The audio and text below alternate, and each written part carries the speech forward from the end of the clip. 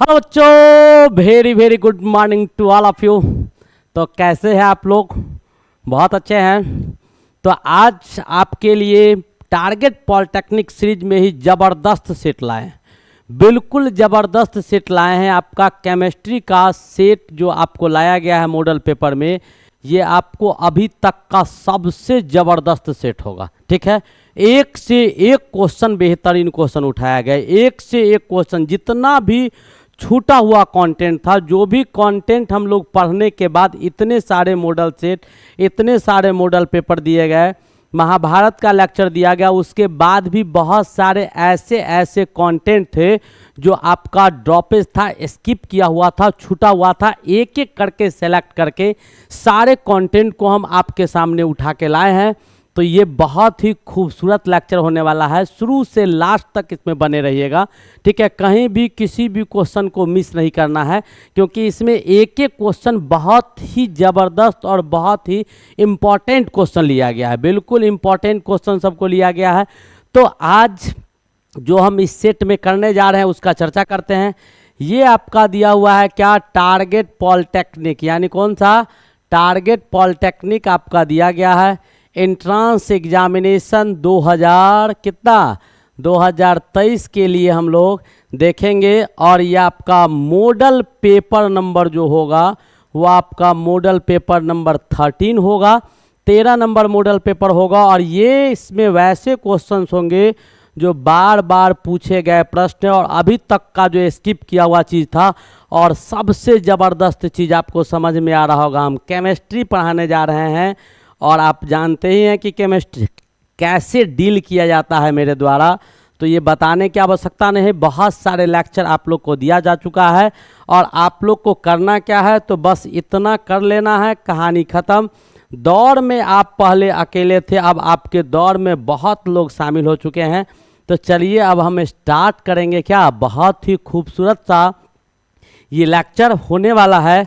तो इस लेक्चर का बेसब्री से इंतज़ार कर रहे थे। तो आज जो लेक्चर हम लोग स्टार्ट करने जा रहे हैं वो बहुत ही खूबसूरत और बहुत अच्छा लेक्चर है।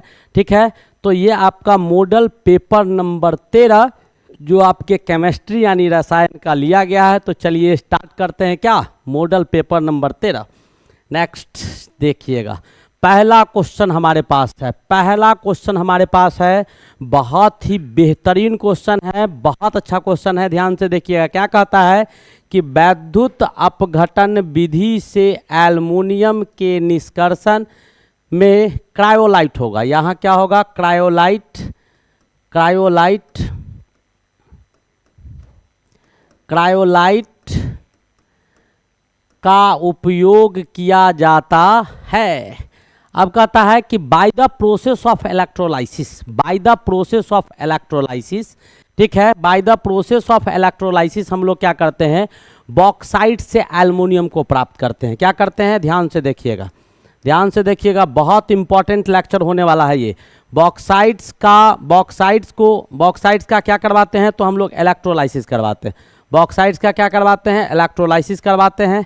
जैसे आपको हम बॉक्साइट्स को इलेक्ट्रोलाइसिस करवाएं, ठीक है, यानी इसको क्या करवाएं? वैद्युत लेपन की क्रिया यानी वैद्युत अपघटन की क्रिया करवाएं, इलेक्ट्रोलाइसिस करवाएं। और in presence of cryolite, in presence of cryolite तो हमको क्या मिल गया? तो हमको मिल गया एल्युमिनियम। क्या मिल गया? एल्युमिनियम मिल गया। क्या मिल गया? एल्युमिनियम मिल गया। तो हमने क्या किया? एल्युमिनियम का बहुत अच्छा ओर होता है आपका बॉक्साइट्स। एल्युमिनियम का बहुत अच्छा और आपका क्या होता है? बॉक्साइट्स होता है। जब हम इसका वैद्युत अपकरण करवाते हैं तो वहाँ पर इलेक्ट्रोलाइट को लिया जाता है। किसको लिया जाता है? इलेक्ट्रोलाइट को। तो प्राप्त क्या होता है? एल्युमिनियम। अब कहता है कि ये एल्युमिनियम के प्राप्ति के लिए बॉक्साइट्स का इलेक्ट्रोलाइसिस करवाने पर जो एल्युमिनियम मिलता है तो वहाँ पर क्रायोलाइट को क्यों लिया जाता है? क्रायोलाइट का क्या रोल होता है? क्रायोलाइट क्या भूमिका निभाता है? क्रायोलाइट को लेना जरूरी है या नहीं जरूरी है? तो बेटा कोई ज़रूरी नहीं है। क्रायोलाइट को नहीं भी लेंगे तब भी हमारा काम चल जाएगा, तब भी हमारा काम चल जाएगा। किसी के बिना कोई काम बिगड़ता नहीं है, काम चलेगा। लेकिन क्रायोलाइट जब उपस्थित रहेगा उस समय जो काम होगा सो और ऐसे जो काम करेंगे सो दोनों में आकाश पाताल का अंतर होगा। तो क्रायोलाइट का काम क्या होता है कि it belows the melting point of it belows the melting point of क्या बॉक्साइड, यानी ये बॉक्साइड्स के मेल्टिंग पॉइंट को क्या कर देता है, कम कर देता है। बॉक्साइड्स के मेल्टिंग पॉइंट को क्या कर देता है, कम कर देता है। जो बॉक्साइड्स का आपका गलनांक बिंदु होता है उसको घटा देता है, यानी कम टेम्परेचर पर पहले ज़्यादा एनर्जी खर्च करते थे, ज़्यादा हीट देते थे, ज़्यादा टेम्परेचर देते थे, तब जाके बॉक्साइड्स आपका टूटता था। जब टूटेगा आयंस के फॉर्म में तभी तो इलेक्ट्रोलाइसिस होगा। मैक्सिमम अमाउंट में इलेक्ट्रिसिटी देना पड़ता था तोड़ने के लिए, जब हम क्रायोलाइट को नहीं लिया करते थे। लेकिन जब क्रायोलाइट को ले लेंगे तो क्रायोलाइट क्या करेगा, ऑलरेडी आपके बॉक्साइड्स के मेल्टिंग पॉइंट को घटा देगा। इसका जो मेल्टिंग पॉइंट होगा इसको घटा देगा। घटाएगा ही नहीं, घटाने के साथ एक चीज़ और करता है कि मेल्टिंग पॉइंट घटा दिया तो एनर्जी जो इसको देना होगा हमको, जो इलेक्ट्रिसिटी हम सप्लाई करके ऊर्जा देते हैं इसको, वो ऊर्जा हमको क्या करना होगा, कम देना होगा। कम ही देंगे तो ये पिघलना शुरू कर देगा। दूसरा इंपॉर्टेंट काम ये क्या करता है कि ये जो होता है इट क्या करता है, it increases the conductivity, it increases the conductivity.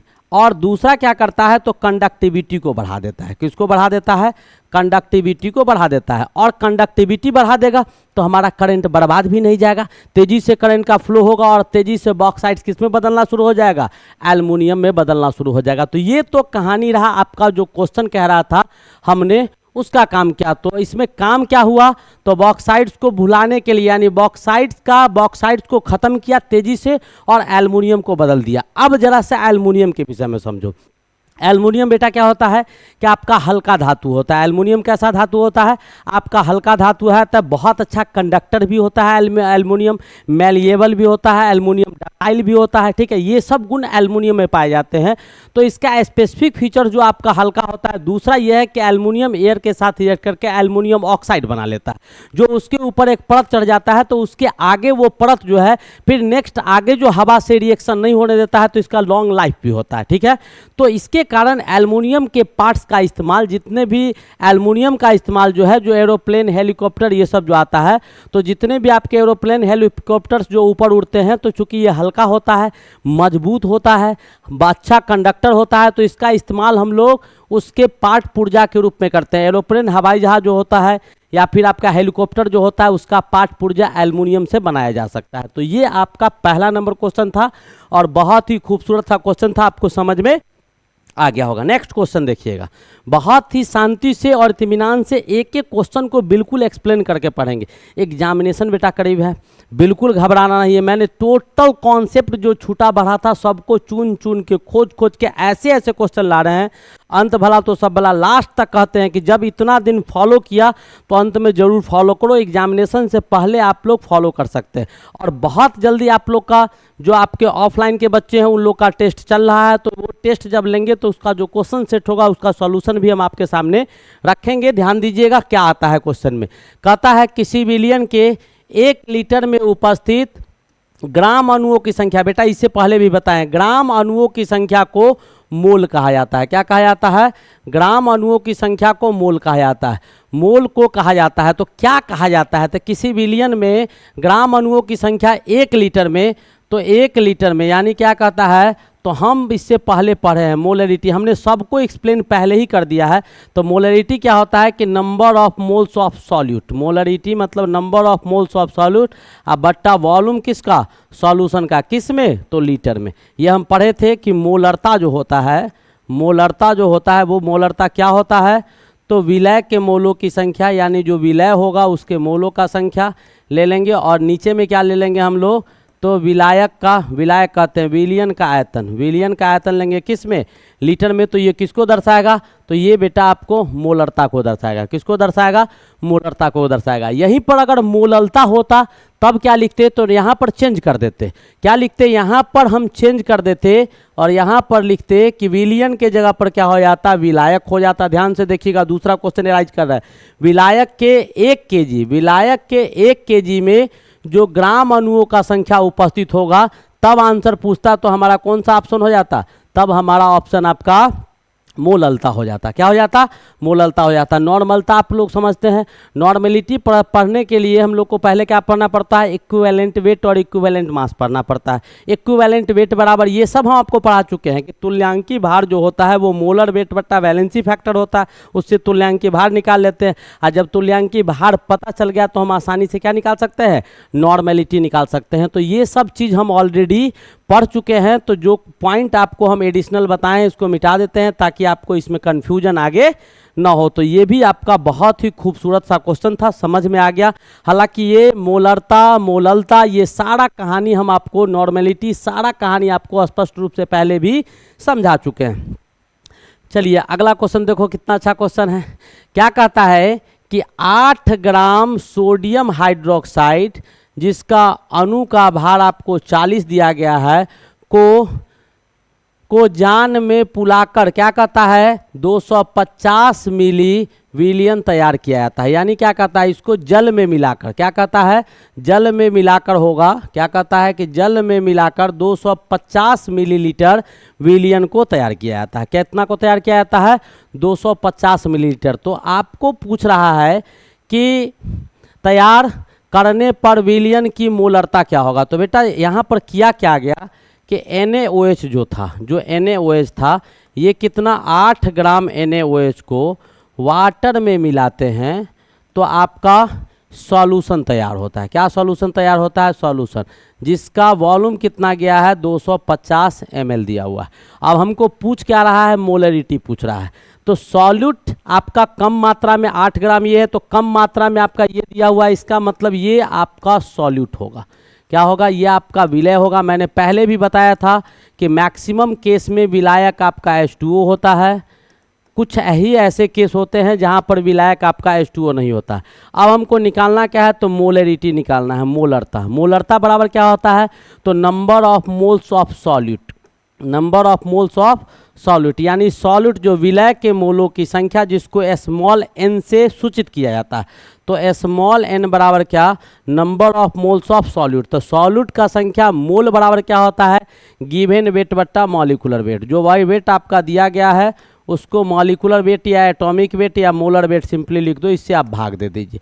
तो वेट आपका इसका कितना दिया गया है? 8 ग्राम। तो हम लिख दिए 8 ग्राम। अब आपका वेट इसका निकालना है। वैसे आपके ऊपर दिया हुआ है तो सोडियम का 23 होता है, ऑक्सीजन का 16 होता है और हाइड्रोजन का 1 होता है। हमने जोड़ के भी दिखा दिया कि 40 होता है, वैसे क्वेश्चन में 40 दिया हुआ था तो यहाँ पर लिख दिए 40 ग्राम। 8 पंचे 40 हो गया, यानी 0 पॉइंट कितना आया? 2, 0.2 नंबर ऑफ मोल्स आ गया। ठीक है। वॉल्यूम आपका मिलीलीटर में इतना दिया हुआ, तो मोलरिटी बराबर क्या होगा? मोलों की संख्या, किसके मोलों की संख्या? विलय के मोलों की संख्या बट्टा वॉल्यूम किसका? सॉल्यूशन का। किस में? लीटर में। तो विलय के मोलों का संख्या 0.2 आ गया। जब इसका वॉल्यूम निकालिएगा तो 250 ml है, लीटर में चेंज कीजिएगा तो 1000 से भाग दे दीजिएगा। ये कट के कितना आ जाएगा? 4 आ जाएगा। 4 आपका ऊपर चला जाएगा। 0.2 इंटू 4 बराबर कितना हो जाएगा? 0.8 मोल पर लीटर, यानी 0.8 m। ये भी बहुत ही खूबसूरत और बहुत अच्छा क्वेश्चन था। देखें हमने कैसे कैसे एक एक चीज़ तोड़ तोड़ के आपके सामने रख दिया और आपको समझ में भी आ गया होगा कि क्या पूछ रहा था। ये भी आपका बहुत ही खूबसूरत और सुंदर क्वेश्चन था।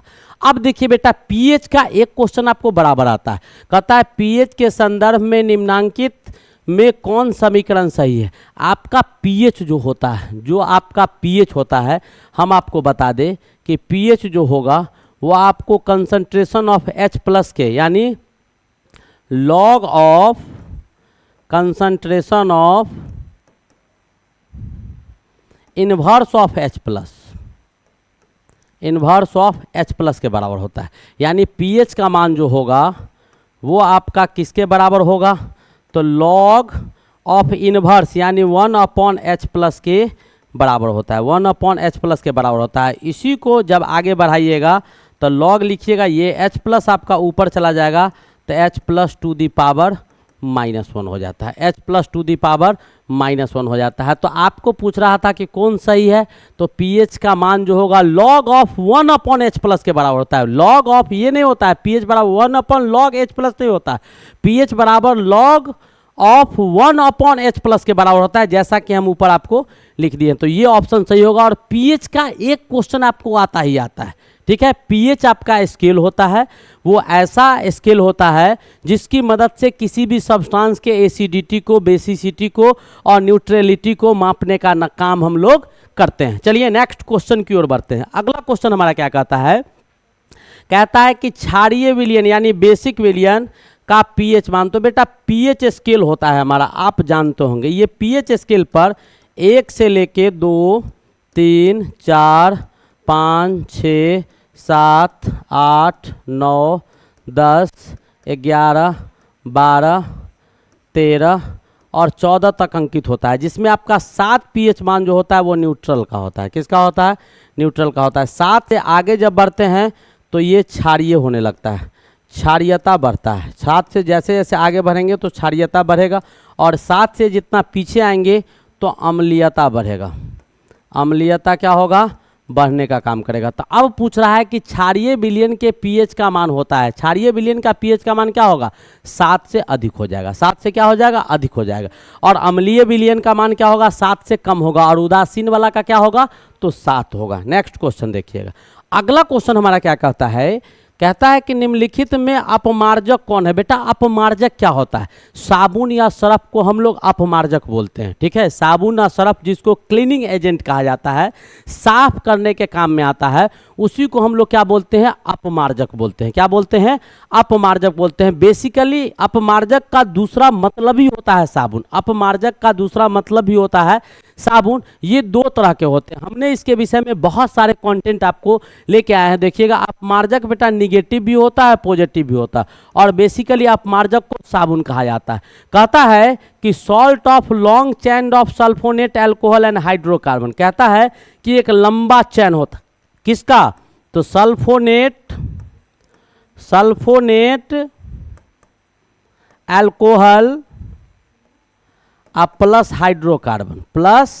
हाइड्रोकार्बन, यानी हाइड्रोकार्बन और सल्फोनेट एल्कोहल का एक लंबा चैन होता है, जिसको जब हम आपस में मिलाते हैं तो आपका किसका निर्माण होता है? तो अपमार्जक का निर्माण होता है। कितना कितना? तो देखो कितना लंबा चैन है। हाइड्रोकार्बन आपका यहाँ दिया हुआ है, देखो यहाँ पर हाइड्रोकार्बन ये दिया हुआ है और ये आपका ये दिया हुआ। ध्यान से देखिएगा, C11H23CH2OSO3Na। और मैंने बताया था कि साबुन 2 चीज़ से बनता है, एक आपका सोडियम से भी बनता है, एक आपका पोटेशियम से भी बनता है। एक में सोडियम के सॉल्ट होते हैं, एक में पोटेशियम के सॉल्ट होते हैं।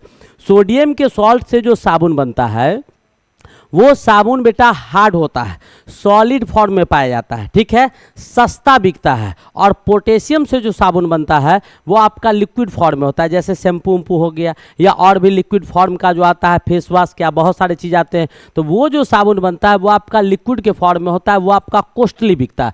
तो यहाँ सोडियम का, और ये आपको नीचे लिख भी दिया गया है कि ये क्या होता है? कठोर होता है। क्यों होता है? सोडियम के कारण, ठीक है। और ये आपका कहानी किसका था? तो ये जो फॉर्मूला आपका लिखा गया है, ये फॉर्मूला किसका लिखा गया है? तो सोडियम लॉराइल सल्फेट का फॉर्मूला लिखा गया। ये सोडियम लॉराइल सल्फेट का आपको फॉर्मूला लिखा गया है। अब कहता है कि एक आपका पॉजिटिव अपमार्जक भी होता है, जिसको टेट्रा अमोनियम सॉल्ट। इसमें आपको टेट्रा अमोनियम सॉल्ट पाया जाता है। इसमें क्या पाया गया था? तो सल्फोनेट एल्कोहल प्लस हाइड्रोकार्बन का लॉन्गेस्ट चैन, सल्फोनेट एल्कोहल प्लस हाइड्रोकार्बन का लॉन्गेस्ट चैन। अब देखिएगा सल्फोनेट यहाँ दिया हुआ है, एल्कोहल, सल्फोनेट एल्कोहल सोडियम के साथ प्लस लॉन्ग हाइड्रोकार्बन चैन। तो ये लॉन्ग हाइड्रोकार्बन चैन है और आपका ये सल्फोनेट अल्कोहल है, और उसमें जो होता है वो टेट्रा अमोनियम सॉल्ट पाया जाता है। और ये किस नेचर का होता है? तो लायोफिलिक नेचर का होता है, यानी जल में तेजी से मिलता है। जो पॉजिटिव वाला होता है ना वो तेजी से मिलता है, निगेटिव वाला जो होगा वो आपका निगेटिव वाला भी मिलेगा, लेकिन उसके कंपेरिजन में ये आपका ये भी लायोफिलिक होता है, वो भी लायोफिलिक होता है। इसमें ज़्यादातर पार्ट जो पाया जाता है निगेटिव वाला में, वो मैक्सिमम साइट जो होते हैं वो निगेटिव नेचर का होता है, यानी माइनस वाला होता है। इसमें मैक्सिमम साइट जो होगा वो आपका पॉजिटिव नेचर का होता है। ये भी आपका प्रतीक यानी क्या मुख्य रूप से ये भी आपका साबुन ही होता है। तो आपका आंसर क्या हो जाएगा? तो सोडियम लॉरिल सल्फेट आपका इसका आंसर हो जाएगा। कोई दिक्कत है तो बोलेगा। नेक्स्ट क्वेश्चन की ओर बढ़ते हैं। अगला क्वेश्चन आपको समझ में आ रहा होगा। बेसिकली हम कहते हैं कि जैसे समझा रहे हैं टू द पॉइंट बेटा समझते जाओ, मेरे साथ प्रैक्टिस करो। इतने लेट नाइट तो आप होल्ड नहीं कर सकते, लेकिन जैसे ही वीडियो अपलोड होता है, जैसे ही आपको मिलता है, वैसे ही आप क्विक उसको रिकवर कीजिए। एग्जामिनेशन करीब है, मैं बार बार कह रहा हूँ कि ऐसे सेलेक्टेड क्वेश्चन को लेकर आ रहा हूँ कि डायरेक्ट आप अभी पढ़े तो वो क्वेश्चन सीधा आपके एग्जामिनेशन में आ जाए और एक भी क्वेश्चन आपसे छूटे ना, ये हमारी पूरी कोशिश होती है। अब देखिए अगला क्वेश्चन क्या कहता है कि निम्नलिखित में किसमें हाइड्रोजन बंधन नहीं होता है। तो बेटा हाइड्रोजन बंधन के विषय में हमने पहले भी बताया था। हाइड्रोजन बंधन में क्या होता है कि हाइड्रोजन अटैच करता है, हाइड्रोजन को कनेक्ट करवाते हैं किससे, हाइड्रोजन को कनेक्ट करवाते हैं कनेक्टेड टू इलेक्ट्रोनिगेटिव एलिमेंट। कैसा एलिमेंट, जो इलेक्ट्रोनिगेटिव एलिमेंट होगा। तो इलेक्ट्रोनिगेटिव एलिमेंट, इलेक्ट्रोनिगेटिविटी में हमने बताया था कि फोन सीएल होता है, ठीक है, connected to electronegative element. Electronegative element के साथ हाइड्रोजन को कनेक्ट करवाएंगे और इलेक्ट्रोनिगेटिव एलिमेंट जो हमारा होगा वो कौन सा एलिमेंट होगा, तो मुख्य रूप से फोन होता है। यानी हाइड्रोजन को अगर फ्लोरीन, ऑक्सीजन और नाइट्रोजन के साथ आप कनेक्ट करवा दीजिएगा तो वहाँ पर जो बॉन्ड बनेगा वो हाइड्रोजन बॉन्ड बनेगा। हाइड्रोजन को फोन के साथ रिएक्शन करवाएगा, यानी हाइड्रोजन का रिएक्शन किसके साथ, हाइड्रोजन को किसके साथ जोड़ दीजिएगा, फ्लोरीन के साथ जोड़ दीजिएगा। तो जिस बंधन से जुड़ेगा वो आपको हाइड्रोजन बॉन्ड होगा। हाइड्रोजन जो ऑक्सीजन से जुड़ेगा जिस बॉन्ड से, वो आपका हाइड्रोजन बॉन्ड होगा। हाइड्रोजन जो नाइट्रोजन से साथ जुड़ेगा तो वो भी आपका हाइड्रोजन बॉन्ड होगा। तो हाइड्रोजन बॉन्ड बहुत ही स्ट्रॉन्ग बॉन्ड होता है। मैंने आपको लिखा है कि फॉर हाइड्रोजन बॉन्ड, हाइड्रोजन बंधन के लिए हाइड्रोजन को किससे कनेक्ट करते हैं, फोन से जोड़ने का काम करते हैं। जहां पर F का मतलब बेटा फ्लोरीन होता है, O का मतलब ऑक्सीजन होता है, ठीक है, और N का मतलब क्या होता है, तो नाइट्रोजन होता है। N का मतलब नाइट्रोजन होता है। ये आपके इलेक्ट्रोनिगेटिव एलिमेंट है, नहीं वैद्युत ऋणात्मक एलिमेंट है। अब इसमें हाइड्रोजन, इसमें आपका हाइड्रोजन और ऑक्सीजन दिया हुआ है, तो इसमें ऑक्सीजन हाइड्रोजन के साथ अटैच नहीं है, तो इसमें कोई हाइड्रोजन बॉन्ड नहीं बन रहा है। No hydrogen bond is form, no hydrogen bond is form. इसमें आपको हाइड्रोजन बंधन का निर्माण नहीं हो रहा। आपको पूछ रहा था किस में नहीं होगा। अब बेटा देखो इसमें होगा, CH3COOH में होगा, NH3 में होगा और इसमें होगा। ये सब में आपका देखिए नाइट्रोजन किससे जुड़ेगा, हाइड्रोजन से, हाइड्रोजन नाइट्रोजन से जुड़ेगा तो बनेगा। यहाँ पर भी ऑक्सीजन आपको किससे जुड़ेगा, हाइड्रोजन से जुड़ेगा तो बनेगा, हमने बताया है फोन। और यहाँ पर भी ऑक्सीजन आपको किससे जुड़ेगा, हाइड्रोजन से जुड़ेगा तो हाइड्रोजन बॉन्ड बनेगा। तो ये 3 केस में आपको हाइड्रोजन बॉन्ड बनता है। वैसे जो बच्चा 12 में पढ़ रहा होगा और हम जब पढ़ाए होंगे सॉल्यूशन चैप्टर, तो वहाँ पर हमने आइडियल और नॉन आइडियल सॉल्यूशन के केस में हाइड्रोजन बॉन्डिंग का बहुत चर्चा करते हैं एग्जाम्पल में, और वहाँ एक एक करके तोड़ तोड़ के समझाते हैं कि क्या होता है। तो यहाँ पर भी आपको उम्मीद है कि समझ में आ गया होगा, और मैंने दिखा दिया कि किस में नहीं बन रहा है और जहां बनेगा उसका चर्चा हम आगे किए हैं। इसमें से ही कंपाउंड लिए हैं, 2-3 क्वेश्चन हम 1-2 क्वेश्चन इसका भी डाले हैं, जो आगे हम सिखाएंगे कि कहां कहां बन रहा है। फिलहाल नहीं जहां बन रहा था वो हमने आपको यहां दिखा दिया कि यहां पर तो हाइड्रोजन बॉन्डिंग के लिए हाइड्रोजन का अटैचमेंट किसके साथ जरूरी होता है, हाइड्रोजन अगर फोन के साथ जुड़ के, इट मीन्स कि यहाँ जो बॉन्ड बनेगा दिस बॉन्ड इज कॉल्ड, कौन सा बॉन्ड, हाइड्रोजन बॉन्ड कहा जाता है। इसी को हाइड्रोजन बंधन कहा जाता है। उम्मीद है समझ में आ गया होगा। कोई दिक्कत, छापते रहिएगा, देखते रहिएगा, कहीं कोई दिक्कत हो तो कमेंट करके जरूर बताना बेटा, कमेंट जरूर करना। आप लोग को ऐसा लगता होगा पॉलिटेक्निक खत्म होने जा रहा है, हो जाए नहीं भी हो जाए तो हम आपके साथ हैं, वहां पर भी आप देखिएगा तो मैं आपको बहुत कोऑपरेट करूंगा, ठीक है। आगे देखिएगा, आपके पास एक ऑक्सीडेशन और रिडक्शन का क्वेश्चन है। रिडॉक्स का क्या है क्वेश्चन, जरा ध्यान से देखिएगा। Fe दिया हुआ है, CN6 दिया हुआ है और इस पे पावर में क्या दिया हुआ है, -3। Fe का ऑक्सीकरण संख्या निकालने के लिए पूछ रहा है, तो बी सिंपल बहुत आसान होना चाहिए। तो Fe का पूछ रहा है तो Fe का मान लेते हैं x, ठीक है। Cn पर बेटा चार्ज होता है -1, तो -1 गुने कितना 6, और इस टोटल का चार्ज कितना दिया हुआ है -3। अब यहाँ से कर दो तो x बराबर क्या हो जाएगा -3, ये -6 उधर जाएगा तो +6 बराबर कितना आ जाएगा +3। This much is correct answer. लेकिन बी सिंपल, ये क्वेश्चन बहुत आसान थे लेकिन जानना जरूरी था, ऐसा क्वेश्चन आपको पूछा है। This compound is called complex compound.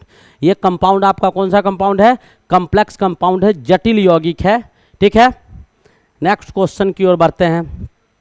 अगला क्वेश्चन देखिएगा मेरा क्या कहता है। आगे का क्वेश्चन जो मेरा कह रहा है वो क्या कह रहा है, कहता है कि किसी धातु के कार्बोनेट का 0 होगा 0.5 ग्राम 10 मिली एन में 10 मिली यानी 10 मिलीमीटर एन नॉर्मेलिटी दिया हुआ है। 10 मिलीमीटर एन में नॉर्मेलिटी का चर्चा किया गया है। HCl घोल में पूर्णतः HCl घोल में पूर्णतः घुल जाता है, ठीक है। यानी 0.5 ग्राम आपका किसी धातु का कार्बोनेट यानी मेटल का कार्बोनेट, जो मेटल CO3 के साथ रिएक्शन करेगा, ये आपका दिया गया है। इसका 0.5 ml जो है वो आपको 10 ml HCl में मिला दिया जाता है, ठीक है। इसका कितना 0.5 ग्राम जो है वो आपका HCl जो लिया गया है, इसके कितने 10 ml में इन दोनों को आपस में क्या किया गया है, मिला दिया गया है। इन दोनों को आपस में क्या किया गया है, पूर्णतः मिला दिया गया, 100% इसको डिजॉल्व कर दिया गया। तो पूछ रहा है कि लवण का समतुल्य भार क्या होगा। तो इससे जो सॉल्ट बनेगा, इन दोनों को मिलाने से जो सॉल्ट बनेगा, उस सॉल्ट का इक्विवेलेंट वेट क्या होगा वो पूछ रहा है। बहुत ही खूबसूरत और ज़बरदस्त क्वेश्चन। तो हम क्या करते हैं कि जो आपका मेटल दिया गया है, ये इससे सॉल्यूशन बनेगा। तो हम क्या किए कि MCO3 का रिएक्शन 10 ml NO3 के साथ करवा दिए। अब ये कितना ml दिया हुआ था, तो 10 ml दिया हुआ था, तब ये 0.5 ग्राम उपस्थित था। 10 ml में कितना उपस्थित था, तो 0.5 ग्राम MCO3 उपस्थित था, ऐसा क्वेश्चन में दिया हुआ था। तो 1000 ml में कितना होगा, तो भाई 1000 ml में निकाल दिए। एक में जितना होगा तो 1000 ml में कितना होगा, तो 1000 ml में जो उपस्थित होगा वही आपका इक्विवेलेंट वेट क्या लगा, तो कितना हो जाएगा 50 ग्राम आपका उपस्थित होगा। कितना होगा 50 ग्राम आपका उपस्थित होगा। कौन, आपका मेटल कार्बोनेट, किसमें, तो आपका 1 लीटर HCl में 50 ग्राम आपको उपस्थित हो जाएगा। कौन, मेटल कार्बोनेट, धातु का कार्बोनेट। नेक्स्ट क्वेश्चन देखिएगा। इतना क्वेश्चन करने के बाद यहाँ तक रहे तो थैंक यू बनता है। एक इंटरवल है छोटा सा, इस इंटरवल के बाद हम लोग आगे बढ़ेंगे। इस इंटरवल के बाद क्या करेंगे, आगे बढ़ेंगे। अब इसके बाद जो बेटा क्वेश्चन आने वाला है, आप लोग सिनेमा देखते हैं, ऑलरेडी देखते हैं। जब शुरू में जाएगा सिनेमा देखने तो कुछ समझ में नहीं आता है, थोड़ा सा आउट फीलिंग और बोरिंग फील होता है। लेकिन जैसे ही धीरे धीरे उसका कहानी समझ में आने लगता है, थीम समझ में आने लगता है, लगभग जितने भी एक्टर उसमें पाए गए हैं, जो किरदार सब उसमें उपस्थित है, उसमें से कोई भी जो आपका पसंदीदा किरदार है, 1-2 का एक्टिंग आपको पसंद आने लगता है, तो उसी के पॉइंट ऑफ व्यू से आगे का भी सिनेमा आप पूरा देख जाते हैं। तो अभी तक बहुत सारे बच्चे ऐसे होंगे, उनको ये लगता होगा कि बहुत बोरिंग जा रहा है, ये है वो है। लेकिन अब इसके आगे जो चलेंगे वो बोरिंग नहीं होगा, क्योंकि अभी तक जो कॉन्सेप्ट हमने आपके बीच दिया उसमें बेसिकली और स्टार्टिंग था तो सिंपल चीज़ था। मारपीट और विवाद जो होता है वो तो बाद में होता है, शुरुआत में तो कुछ होता नहीं। शुरुआत में विवाद जनरेट कैसे होता है, तो छोटे छोटे क्वेश्चन अभी आपको दिखाए गए हैं। इस इंटरवल के बाद जो भयंकर युद्ध होगा हीरो के बीच में और गुंडा के बीच में, बहुत सारी चीज़, उसका चर्चा तो अभी बचा हुआ है। तो चलो आगे देखते हैं क्या होता है। नेक्स्ट क्या है, कहता है निम्नलिखित में आपको दिया गया, निम्नलिखित में त्रिक्षारीय का मतलब होगा कि जिसमें 3 गो OH ग्रुप हो। कौन सा ग्रुप हो, 3 गो OH माइनस ग्रुप जिसमें पाया जाएगा उसी को त्रिक्षारीय बोलेंगे। तो ये बेटा क्वेश्चन जो आपके सामने है, तो आपको पता करना होगा कि किसमें 3 गो OH है। इसमें तो OH है नहीं तो ये होगा नहीं, इसको हटा दो। बाद बाकी 3 क्वेश्चन है आपके पास। तो P डबल बॉन्ड O, और इसके बाद ये हो जाएगा OH, और इसके बाद इसका स्ट्रक्चर बनाइएगा तो OH, और एक आपका H आ जाएगा। तो इससे हम क्या निकाल सकते हैं, तो 2 OH निकाल सकते हैं। तो इसको हम लोग डाई बेसिक बोल सकते हैं, द्विक्षारीय कह सकते हैं। अब दूसरा है तो इसका स्ट्रक्चर बनाइए। किसका स्ट्रक्चर बनाइए, जो दूसरा नंबर है इसका स्ट्रक्चर जब बनाइएगा तो P डबल बॉन्ड O, यहाँ से आपका OH, यहाँ से आपका OH, फिर यहाँ से आपका ये OH, और फिर यहाँ से ये आपका OH। अब इसको गौर से देखिएगा तो यहाँ से 3 OH को बाहर निकाला जा सकता है। यह आपका ट्राई बेसिक होता है, इसको त्रिक्षारीय कहा जाता है। क्या कहा जाता है, इसी को त्रिक्षारीय कहा जाता है। यह आपका द्विक्षारीय था। अब इसको देखिएगा तो इसका भी स्ट्रक्चर बना लो, काहे छूटेगा। इससे बेटा एक क्वेश्चन आपको रहेगा, हम बार बार बोल रहे हैं, H3PO2 होगा, गलत लिखा हुआ है, ठीक है। और यहाँ पर आपका H हो जाएगा, यहाँ पर H हो जाएगा, तो ये आपका मोनोबेसिक हो जाएगा, एकक क्षारीय होगा, मोनोबेसिक यानी एक क्षारीय होगा। ठीक है, तो आपको इस क्वेश्चन में दिया हुआ था त्रिक्षारीय, तब ऑप्शन ये सही होगा। इसी क्वेश्चन में आपको पूछ देता कि द्विक्षारीय अम्ल कौन होगा, तब ऑप्शन हमारा ये होता। और इसी में पूछ देता कि एक क्षारीय अम्ल कौन होगा, तब ऑप्शन हमारा ये होता। और इसी में पूछ देता कि निम्नलिखित में से कौन क्षारीय नहीं है, तो ऑप्शन हमारा ये होता है। चार क्वेश्चन राइज होते। तो ये कैसे पता चला, जब हमने चारों के चारों ऑप्शन को डिसोशिएट करके एक्सप्लेन करके ढंग से उसको पढ़ लिया, तो पता चल गया कि क्या सब क्वेश्चन आपको पूछा जाता है। तो ये 3 से कंपलसरी, ये 3 जो दिखाई दे रहा है उससे कंपलसरी हर एक साल देखते हैं, या एक साल गैप करके एक क्वेश्चन आपको बार बार पूछा जाता है। तो दिमाग में रखिएगा कि क्यों क्या पूछा जाएगा, तो आपके सामने हमने बता दिया। हालांकि इसको हम इक्विवेलेंट वेट में पढ़ाए थे आप लोग को, जो बच्चा पढ़ा होगा वो 11th क्लास के बेसिक में हम इक्विवेलेंट वेट में पढ़ाए थे, ना तो जो बच्चा 12 में पढ़ा होगा उसके सॉल्यूशन के कंसंट्रेशन टर्म जो था उसके नॉर्मलिटी में इसको पढ़ाया गया था, नॉर्मलता में। तो H3PO4 H3, तो ये आपको समझ में आ गया। यानी यहाँ पर द्विक्षारीय होता तो ये ऑप्शन होता, त्रिक्षारीय है तो ये ऑप्शन, और सिंगल क्षारीय पूछता, एक क्षारीय, तो ये ऑप्शन होता। पूछता कि क्षारीय कौन नहीं है, तो ये ऑप्शन होता। ठीक है, नेक्स्ट क्वेश्चन की ओर बढ़ते हैं। आगे का देखिए क्या कहता है ये क्वेश्चन हमारे पास। क्या कहता है, कहता है कि निम्नलिखित में से कौन सा अंतर आणविक हाइड्रोजन बंधन बनाएगा। अब देखिए बॉन्ड 2 प्रकार के होते हैं। अंतर हाइड्रोजन बॉन्ड पूछ रहा है, तो हाइड्रोजन बॉन्ड जो बाहर से बनेगा उसको इंट्रामॉलिक्यूलर हाइड्रोजन बॉन्ड बोलेंगे। इंट्रा कहते हैं, इंटरमॉलिक्यूलर हाइड्रोजन बॉन्ड बोलेंगे। और यहाँ पूछ रहा है कि अंतरा आणविक यानी क्या, इंट्रामॉलिक्यूलर, यानी 2 प्रकार का बॉन्ड होता है। जरा ध्यान से सुनो, हम समझा देते हैं। एक इंट्रा होता है, एक इंटर होता है, दोनों में अंतर होता है। जब एक ही मॉलिक्यूल्स के अलग अलग एटम और एलिमेंट के बीच जो बॉन्ड बनता है उसको इंट्रा कहा जाता है। इसमें एक ही मॉलिक्यूल्स है तो एक से अधिक एलिमेंट होंगे या एक से अधिक एटम होगा। तो एक से अधिक एलिमेंट जो होंगे, जो एक जैसे H2O है, तो मान लो कि H2O में क्या है, 2 हाइड्रोजन 1 ऑक्सीजन है, तो हाइड्रोजन और ऑक्सीजन के बीच जो बॉन्ड बनेगा इस मॉलिक्यूल्स में, इसको हम लोग इंटरमॉलिक्यूलर हाइड्रोजन बॉन्ड बोलेंगे। और यहाँ पर आपका एक H2O हम यहाँ ले लेते हैं और दूसरा आपका कोई एलिमेंट हम यहाँ ले लेते हैं। जैसे मान लो एक H2O और 2 H2O ले लेते हैं, तो इस H2O और इस H2O के बीच में जो बॉन्ड बनेगा कहीं, तो इसको हम लोग इंटरमॉलिक्यूलर बोलते हैं। तो हमसे पूछा क्या जा रहा है, अंतः आणविक होगा, अंतः आणविक हाइड्रोजन बॉन्ड, यानी एक ही मॉलिक्यूल्स के बीच में जो हाइड्रोजन बॉन्ड बनेगा। तो ये भी आपका C6H5OH भी हाइड्रोजन बॉन्ड बनाता है, लेकिन ये कैसा हाइड्रोजन बॉन्ड बनाता है, इंटरमॉलिक्यूलर हाइड्रोजन बॉन्ड बनाता है। एक मॉलिक्यूल्स किसी दूसरे मॉलिक्यूल्स के साथ हाइड्रोजन बॉन्ड बनाता है।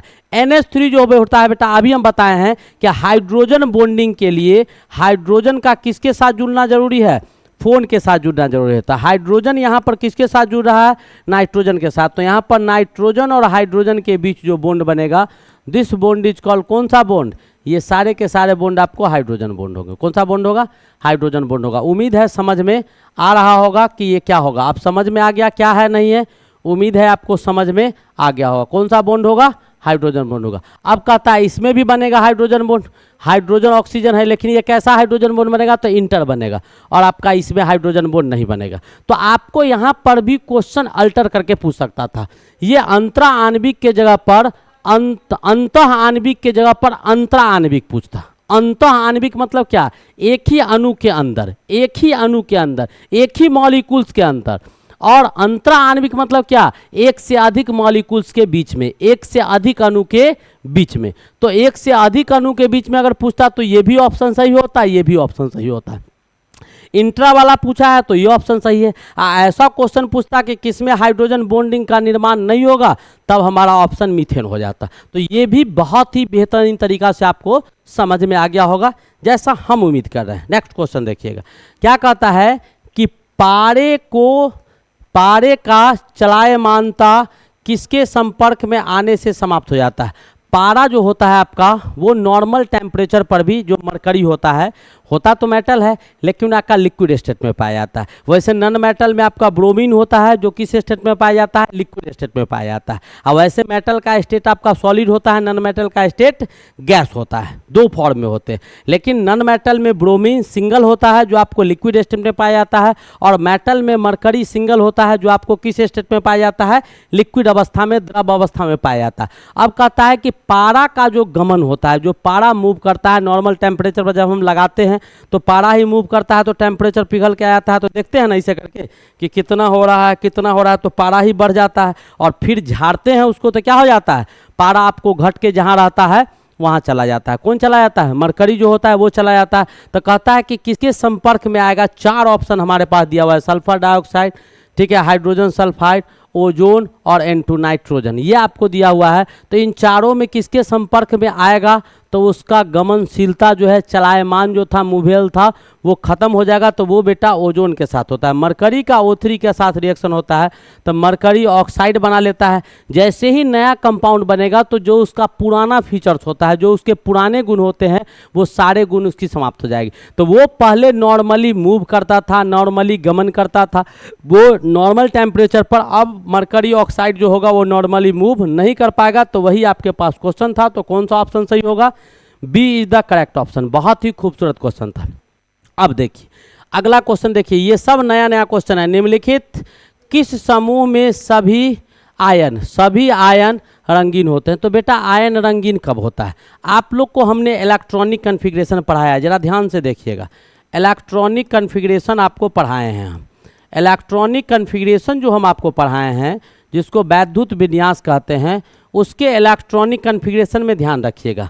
अगर किसी का इलेक्ट्रॉनिक कन्फिग्रेशन में लास्ट, यानी इसमें जो शामिल होगा वो आपको ट्रांजिशन एलिमेंट होंगे। कैसे एलिमेंट होंगे, ट्रांजिशन एलिमेंट, संक्रमण धातु जिसको डी ब्लॉक का एलिमेंट कहा जाता है। अब देखिएगा अगर इलेक्ट्रॉनिक कन्फिग्रेशन D0 या फिर D10 आ जाता है, यानी किसी भी इलेक्ट्रॉन का, किसी एटम का या आयन का इलेक्ट्रॉनिक कन्फिग्रेशन करते हैं तो डी ब्लॉक में 0 एलिमेंट या डी ब्लॉक में 10 एलिमेंट आ जाता है, क्या 10 इलेक्ट्रॉन्स आ जाते हैं, पूरा कंप्लीटली फुल हो जाता है। यानी डी ब्लॉक आपका मुख्य रूप से पूरा फुल हो जाता है, भर जाता है या पूरा खाली रह जाता है, ठीक है। तब उसको हम लोग बोलते हैं कलरलेस। इसको क्या होता है, तो ये आपका रंगहीन हो जाता है। क्या हो जाता है ये, तो रंगहीन हो जाता है। लेकिन जब इलेक्ट्रॉनिक कन्फिग्रेशन D1 से लेके 9 तक आएगा, एक हो D1 हो, D2 हो, D3 हो, D4 हो, D5 हो, 1 से 9 तक आएगा तो वो आपको कलरफुल होगा। वो आपका क्या होगा, कलरफुल होगा, यानी वो रंगीन होगा, ठीक है। तो ये इलेक्ट्रॉनिक कन्फिग्रेशन। अब आपके पास क्वेश्चन है, तो क्वेश्चन जो दिया हुआ है तो इस क्वेश्चन में आपको इलेक्ट्रॉनिक कन्फिग्रेशन निकाल के देखना होगा। जैसे हम एक क्वेश्चन को तोड़ते हैं वैसा ही कुछ एलिमेंट है। जैसे वैनेडियम का एटॉमिक नंबर कितना होता है, 23 होता है। वैनेडियम का एटॉमिक नंबर 23 होता है, आप जानते हैं। इस वैनेडियम में से 3 इलेक्ट्रॉन को बाहर कर दिया। कितना इलेक्ट्रॉन, 3 इलेक्ट्रॉन को बाहर कर दिया गया। जैसे ही 3 इलेक्ट्रॉन को बाहर कीजिएगा तो आपको बचेगा क्या, 23 गो इलेक्ट्रॉन था, 3 गो निकल गया तो 20 गो बचेगा। लेकिन आप इलेक्ट्रॉनिक कन्फिग्रेशन जब लिखिएगा तो पहले 23 का लिखिए। पहले किसका लिखिए, 23 का लिखिए, जैसा कि हम लिख के दिखाते हैं, तब हम आगे बढ़ेंगे। इसका लिखेंगे तो क्या होगा, 1s2 2s2 2p6 3s2 3p6 4s2 और 3d कितना, 2 4 10 12 18 20 3 23, ये हो गया। यानी डी में कितना, 3 इलेक्ट्रॉन। डी में कितना था, 3 इलेक्ट्रॉन। अब पूछ रहा है कि निम्नलिखित में किस समूह के सभी आयंस रंगीन है। अब इस डी में कितना है, 3 गो इलेक्ट्रॉन है। अब इसमें से 23 गो का ये है, लेकिन जैसे ही 3 गो ही दे दिया तो ये 23 किस में बदल गया, 20 में बदल गया। 3 गो इलेक्ट्रॉन दे दिया, 20 गो। तो इलेक्ट्रॉन बाहर कहाँ से होगा, तो इलेक्ट्रॉन अंतिम कक्षा से बाहर होगा। तो इसमें अंतिम कक्षा कौन है, पहला कक्षा, दूसरा कक्षा, तीसरा कक्षा, चौथा कक्षा आपका लास्ट कक्षा है। अंतिम कक्षा इसमें कौन है, तो लास्ट कक्षा ये है। तो यहाँ से 2 इलेक्ट्रॉन गायब हो जाएगा तो यहाँ 0 हो जाएगा। 2 इलेक्ट्रॉन यहाँ से गायब हो गया, फिर भी निकालना कितना है, 3 इलेक्ट्रॉन। तो 1 इलेक्ट्रॉन बेटा यहाँ से गायब होगा और ये किस में बदल जाएगा, 2 में। अब यहाँ देखो आया कौन, D129, इसका मतलब ये कलरफुल होगा, तो ये आपका रंगीन हो गया। ये क्या हो गया, आपका रंगीन हो गया। समझ में आ गया। अब देखिए क्रोमियम का है। क्रोमियम का एटॉमिक नंबर कितना होता है, 24 होता है। क्रोमियम का कितना होता है, 24 होता है। इसका इलेक्ट्रॉनिक कन्फिग्रेशन लिखिएगा तो क्या होगा, 1s2 2s2 2p6 3s2 3p6 4s1 4s कितना 4s कितना है क्रोमियम है ना 4s आपका 0 और 3d5 हो जाएगा 3d5 क्रोमियम है ना क्रोमियम का 2 4 10 10 2 12 6 18 2 20 4 24 हाँ ठीक है 20 4 24 तो एक इलेक्ट्रॉन क्यों जाता है तो हाईली स्टेबिलिटी के कारण ये इलेक्ट्रॉन यहाँ 0 हो जाता है और ये कहाँ पहुँच जाता है। यही केस आपको कॉपर के साथ होता है। कॉपर का भी लिखिएगा तो यहाँ 4s0 3d10 हो जाएगा ठीक है। ये हाईली स्टेबिलिटी यानी हाईली स्टेबल होने के कारण ऐसा होता है। अब क्यों होता है कैसे होता है वो हम बाद में सीखेंगे। फिलहाल हम रंगीन और रंगहीन का कहानी जान ले कि क्या होता है। अब इसमें जो कॉन्सेप्ट आपको हमने दिखाया तो अब इसमें से कितना इलेक्ट्रॉन तो 3 गो इलेक्ट्रॉन यहाँ से भी निकालना। 24 था 3 चला गया तो बचा कितना 21। 24 में 3 गया तो बचा कितना 21। अब लास्ट कक्षा आपका यहाँ है तो तीनों का तीनों कहाँ से जाएगा यहाँ से जाएगा D2। तो D2 वाला भी केस कहाँ आया D129 वाला। तो ये भी आपका क्या हो जाएगा रंगीन हो जाएगा। ये भी क्या हो जाएगा रंगीन हो जाएगा। अब बचा आयरन। अब क्या बचा आयरन। तो आयरन का कितना होता है तो 26 होता है। आयरन का एटॉमिक नंबर कितना होता है परमाणु संख्या 26। अब इलेक्ट्रॉनिक कन्फिग्रेशन तो 1s2 2s2 2p6 3s2 3p6 4s2 और 3d कितना आ जाएगा 20 6 26। अब इसमें से कितना तो इसमें से भी 3 इलेक्ट्रॉन निकाल देना है। जैसे ही 3 इलेक्ट्रॉन निकालिएगा तो 26 किस में बदल जाएगा 23 में बदल जाएगा। और तीनों में 2 इलेक्ट्रॉन तो लास्ट कक्षा चौथा से निकलेगा। 1 इलेक्ट्रॉन आपको यहाँ से निकलेगा 3d5। ये भी किस केस में गया इसमें गया। इट मीन्स कि ये भी आपका रंगीन होगा। अब आपको पूछ कौन रहा था कि इन सभी में रंगीन कौन है तो सी इज द करेक्ट ऑप्शन। अब आप जैसे हमने बताया वैसे आप कॉपर का यहाँ चेक कर सकते हैं, आयरन का चेक करते हैं और इसका चेक कर सकते हैं ठीक है। कोई एक आ जाएगा इसका स्कैंडियम का क्रोमियम का ठीक है, कॉपर का कोबाल्ट का और निकल का। आप सब का चेक कर लीजिएगा एक एक करके तो आपको पता चल जाएगा कि कौन रंगीन होगा कौन रंगीन होगा। तो जब लिखिएगा तो ये लास्ट में आपको दिखाई दे रहा होगा। ये इंपॉर्टेंट पार्ट आपका ये है जो हमने दिखाया 3 4 जो भी आ सकता है। और ये चीज़ ध्यान रखिएगा 3D में 1 to 9 तक कोई भी इलेक्ट्रॉन आएगा इट मीन्स कि वो कलरफुल होगा। और D0 और D3 हो जाता है इसमें वो रंगहीन होगा यानी कलरलेस होगा ठीक है। बहुत ही इंपॉर्टेंट और बहुत खूबसूरत क्वेश्चन था जो हमने आपको एक्सप्लेन किया। तो ये भी क्वेश्चन कलरफुल और कलरलेस का पूछता है। डाईमैग्नेटिक पैरामैग्नेटिक भी पूछेगा तो वो कहानी हम बाद में देखेंगे। वैसे ये वाला आपका डाईमैग्नेटिक होता है ये आपका पैरामैग्नेटिक होता है ठीक है। चलिए आगे का क्वेश्चन देखिए क्या कहता है कि किसका आयनन अधिक होता है। आयनन मान बेटा यानी आयनिक फॉर्म में जो चेंज होता है वो किसका अधिक होता है तो C+ का अधिक होता है। C ये तो इसको आयनिक है ही नहीं, ये आपका आयनिक है ही नहीं। और माइनस और प्लस में आयनिक मान किसका अधिक होता है C+ का होता है ठीक है, क्योंकि ये इलेक्ट्रॉन देने का काम करता है। अब देखिए बहुत ही खूबसूरत क्वेश्चन है KCN पोटेशियम साइनाइड का जलीय पोल होता है। पोटेशियम साइनाइड का जलीय पोल होगा यानी पोटेशियम साइनाइड को जब जल में मिला दिया जाता है, किस में मिला दिया जाता है जल में मिला दिया जाता है तो क्या होता है तो ये बहुत ही इम्पॉर्टेंट कंपाउंड है, बहुत ही महत्वपूर्ण कंपाउंड है। इसीलिए हम इसके विषय में बहुत सारे कॉन्सेप्ट आपके बुक में दिए गए थे और बहुत सारा क्वेश्चन यहाँ से एराइज होता है। इस ऑप्शन को टिक कर देना याद करके बना देना एक अलग मैटर है। और इतना कुछ हम बता देंगे कि दोबारा जब इससे कुछ भी क्वेश्चन आपसे पूछेगा तो आपको इसमें दिक्कत नहीं होना चाहिए। उसके लिए हम आपके बीच बहुत कुछ लाए हैं। पहला चीज कहता है कि ये साइनाइड ऑफ पोटेशियम यानी पोटेशियम साइनाइड को साइनाइड ऑफ पोटेशियम कहा जाता है। दूसरा कहता है कि क्रिस्टलाइन सॉल्ट होता है यानी क्रिस्टलीय लवण होता है जो अल्कली मेटल क्रिस्टलाइन होता है। अल्कली मेटल ग्रुप 1 का मेटल, तो पोटेशियम आपका ग्रुप 1 का मेटल है, ग्रुप 1 का मेटल है, इसको अल्कली मेटल कहा जाता है। अल्कली का मतलब होता है क्षारीय नेचर का, तो ये क्षारीय प्रवृत्ति का धातु क्रिस्टलाइन लवण का निर्माण कर रहा है। तीसरा कहता है कि इसके पास कोई कलर नहीं होता है, इसके पास कोई रंग नहीं होता है। चौथा कहता है ये हाई टॉक्सिक होता है और पानी में सॉल्युबल होता है यानी ये ज़्यादा टॉक्सिक नेचर का ज़्यादा होता है यानी इसका सेवन किया जाए या इसको कहीं भी इस्तेमाल किया जाए तो ज़्यादा टॉक्सिक होता है। टॉक्सिक कहने का मतलब जो आपका सब्सटेंस जैसे कफ सिरप ये सब आता है तो वो सब ज़्यादा टॉक्सिक नेचर का होगा। दूसरा कहता है कि ये पानी में घुलनशील होता है, पानी में घुलनशील होता है। तीसरा कहता है कि बीटर एलमंड स्मेल होता है। एलमंड आपका वाइल आता है, एलमंड वाइल आता है बाल में लगाने वाला, नहीं तो एलमंड का वाइल का जैसा खुशबू होता है वैसा ही खुशबू होता है, लेकिन तीखा खुशबू होता है। तीखा कहने का मतलब जैसे सरसों का तेल से सब्जी बनाते हैं तो उस समय जो आपको कड़वा स्मेल आता है, तो वैसे ही almond oil bitter almond oil जैसा स्मेल इसमें पाया जाता है। अब कहता है कि टेस्ट, इसका स्वाद जो होता है वो acrid with a burning sensation, यानी क्या, जलता हुआ कोई चीज़, जैसे एसिड उसिड या कोई भी चीज़ हम खा जाते हैं तो जलता हुआ जैसे होगा उस ढंग का इसका स्वाद होता है। अब कहता है ये पिघलता कितना डिग्री पे है, तो इसका मेल्टिंग पॉइंट 634 डिग्री सेल्सियस होता है, बॉइलिंग पॉइंट 1625 डिग्री सेल्सियस होता है।